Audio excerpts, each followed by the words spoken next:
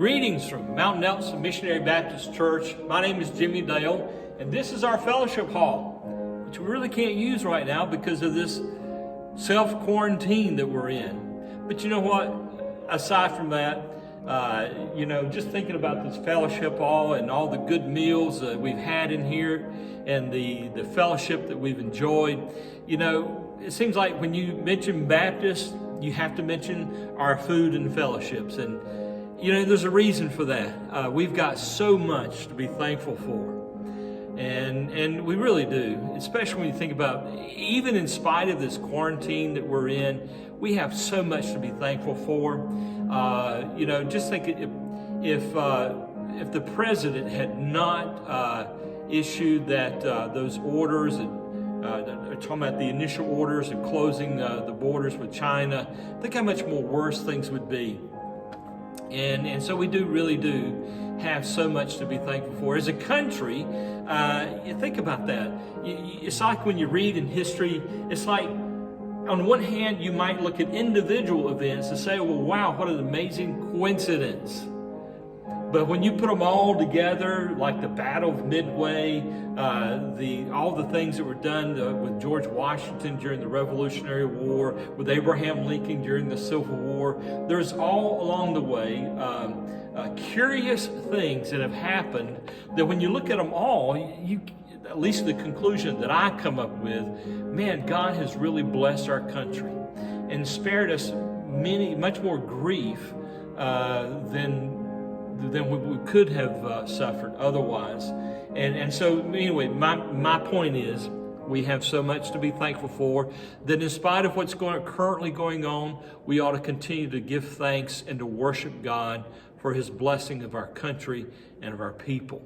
And so, which reminds me, Psalms 95. Listen to this. It says, "Oh, come, let us sing to the Lord. Let us shout joyfully to the rock of our salvation. Let us come before his presence with thanksgiving. Let us shout joyfully to him with psalms. For the Lord is the great God, the great King above all gods. In his hand are the deep places of the earth." Just think of that. That's a profound thought. The heights of the hills are his also. The sea is his, for he made it. His hands formed the dry land. Oh, come, let us worship and bow down. Let us kneel before the Lord our Maker.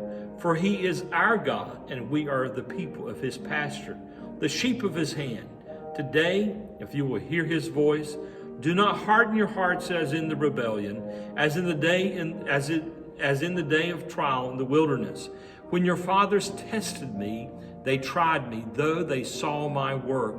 For 40 years I was grieved with that generation and said, "It is a people who go astray in their hearts, and they do not know my way. So I swore in my wrath, they shall not enter my rest." Man, that's a very solemn thing. Think of that. God is saying, talking about the people of the nation of Israel, and he's saying that in spite of all what they went through, those 40 years of wandering in the wilderness and God's great provision for them, just think of their history and coming through the Red Sea and being delivered from from Pharaoh and his great army. When you think of all those things, at least when I think about it, I think, how could they have been so arrogant and stubborn and not recognize or not remember, not give thanks for what God had brought them through? I mean, it's just amazing. But you know what, folks? We are in danger of doing the same thing. When you look at all what God has done for us as a people, I don't know if I mentioned the Battle of Midway, the weather when they were planning D-Day, the great things that were done there. I can't help but think of like with England and the leader that they had, Winston Churchill. I mean, all the things coming together, and how just in his words and his speeches, how he inspired people over and over again. We could look at different things and how God has provided. And so I think it's important for us to give thanks, to worship him, to recognize that it is he that is doing these things and helping us all along the way.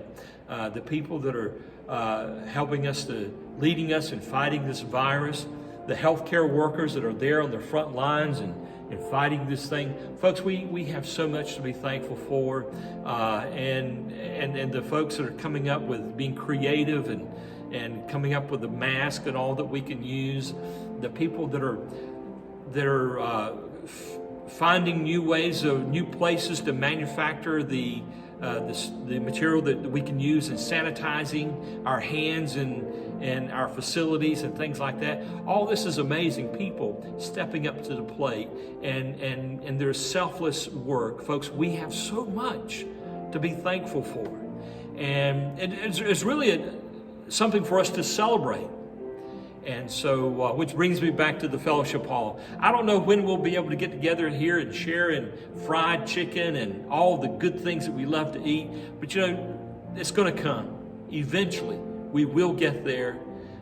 We just got to hang tight, keep working, keep praying, be diligent in our social distancing, be careful. At some point soon, I hope that we can start beginning to have something of a service. We may have to do it in phases, and watching for the mandates as they adjust them and when they adjust them. And we're watching that, and we're already planning and praying about how we can do things. And so you be praying with us. And I look forward to seeing you here in our sanctuary or in the fellowship hall, one way or another. At some point, we're going to be together. We're going to be able to worship God together, and we're going to be able to sing together. And so looking forward to that. Hope that you have a great and godly day.